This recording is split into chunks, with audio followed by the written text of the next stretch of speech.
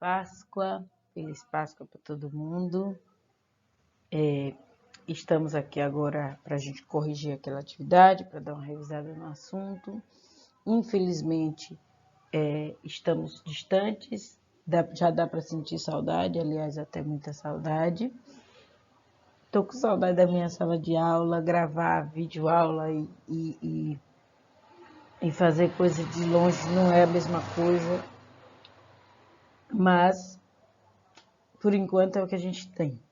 E eu espero que essas videoaulas, elas consigam sanar essa temporada, para que vocês aprendam de verdade, como se a gente estivesse na sala de aula, certo? Eu ainda não estou muito jeitosa com isso, nunca sei se olho para a câmera, se olho para o slide, para onde é que eu olho, mas com o tempo eu vou me acostumar, porque a gente ainda vai ficar aí umas semaninhas de molho, é o esperado, né? Eu coloquei um vídeo agora de manhã no Facebook, depois eu quero que vocês assistam, quem não assistiu, sobre a situação da Covid-19 na nossa cidade, na nossa região, para que a gente consiga entender. Isso tudo faz parte de ter conhecimento e por sermos pessoas privilegiadas no conhecimento, temos que informar as outras pessoas. Então, vamos lá. Primeiro, vamos revisar uma coisinha que a gente já viu e muito em sala de aula, que é os níveis de organização. Eu deixei esse 2 aqui, mas nem era para ficar. Os níveis de organização. Então, lembrar que átomos formam moléculas, isso aí é lá com a Amélia.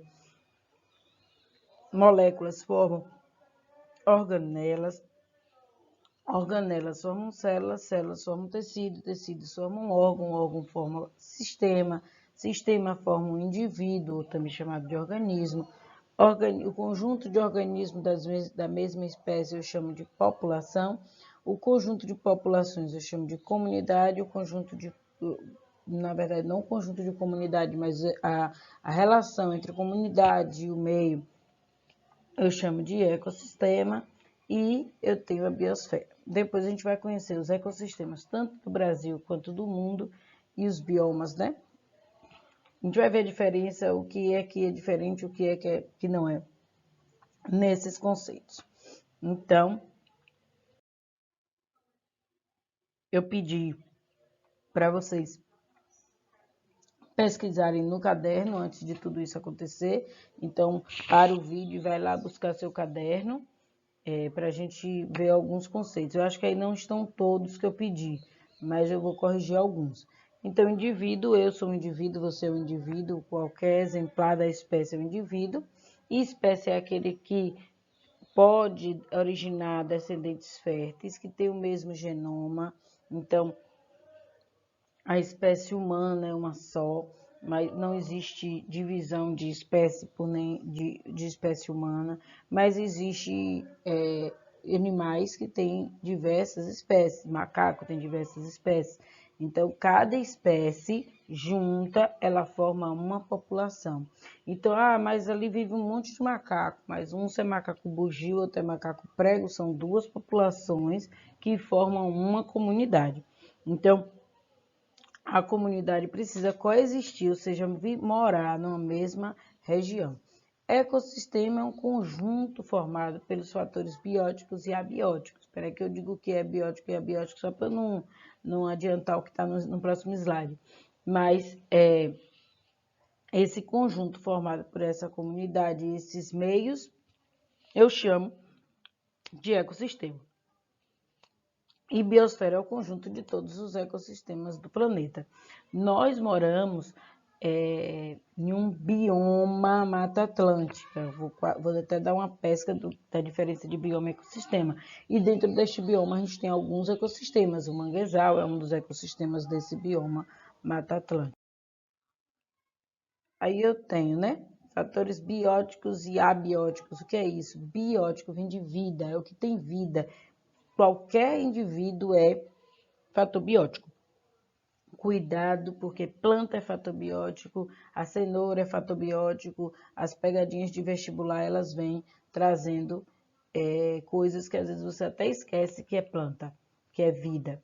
E fatores abióticos são aqueles fatores que não têm vida, a água, a temperatura, a terra, são fatores abióticos, os minerais. E aí eu tenho habitat. Eu costumo dizer que a forma de você diferenciar bem fácil o que é habitat e o que é nicho ecológico é o seguinte: pergunte ao ser onde ele mora e como ele mora. Quando ele responder onde ele mora, ele está respondendo o habitat. Então, onde você mora? Eu moro no dorsal de uma árvore, ou seja, no topo da árvore, é o habitat. Eu moro debaixo da terra, é o habitat. Eu moro no lago, é o habitat. Como eu moro, o que eu como, quando eu me reproduzo, aí eu estou falando de nicho. É como ele explora aquele habitat dele. Ecótone é uma região de transição entre dois ecossistemas. Então, aqui está o ecossistema da Mata Atlântica, deixa eu desenhar aqui. Aqui está o ecossistema da Mata Atlântica e aqui do lado eu tenho o ecossistema do Cerrado, por exemplo. Essa região aqui eu chamo de ecótone, é uma região de transição. É uma região onde eu encontro animais tanto que são da Mata Atlântica, nesse nosso exemplo, quanto que são do Cerrado, nesse nosso exemplo, entendeu? Então, eu tenho uma região ali. E bioma é um conjunto de ecossistemas, acabou já dando aí, uniforme, de clima, solo, fauna. Por exemplo, quando eu falo Mata Atlântica, tem características que você sabe que é daquela região. Quando eu falo Caatinga, tem características que você sabe que é daquela região. Reúne características que definem aquela região. Então, vamos. Não confunda isso aqui agora, você não pode confundir. São dois conceitos que muito se confundem em prova de ecologia. Teia alimentar e cadeia alimentar. Então, esse desenho é o desenho que está no livro de vocês. Teia alimentar são várias relações. Cadeia alimentar é uma sequência linear. Eu vou mostrar agora uma teia alimentar bem grande para vocês e perguntar quantas cadeias tem aqui. A teia eu pergunto quantas cadeias. Eu vou marcar aqui para vocês um exemplo de uma cadeia. Eu posso ter uma cadeia que comece com a planta, o macaco comeu a planta, a onça pintada comeu o macaco. É uma cadeia. Eu posso ter uma cadeia onde a planta foi comida pelo veado campeiro e o veado campeiro comido pela onça pintada. É outra cadeia. Eu posso ter uma cadeia que começa com as frutas, foi comida pelo tucano. E por onde o tucano foi aqui? Não tem uma... Ah, o tucano foi comido... Não tem aqui, mas eu vou fingir que tem. Ele foi comido por uma raposa. Então, aí é uma outra cadeia alimentar. Então, dentro de uma teia, eu tenho várias cadeias. E cuidado com isso, já assistiram na videoaula que eu mandei, mas eu gosto de dar o meu toquezinho, né? Então, quantas cadeias? Eu posso fazer várias cadeias. Eu não contei aqui quantas eu posso fazer, mas eu posso fazer várias cadeias.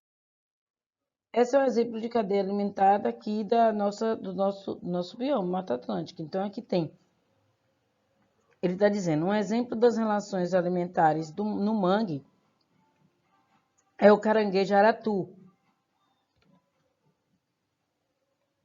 Esse caranguejo vermelho aqui. Come plantas e restos de animais mortos, como peixes e outros caranguejos. Mas também, então, aí a gente vai começar a classificar para vocês entenderem. O que é que eu tenho? Eu tenho produtores, ó, produtores, as plantas aqui são produtores.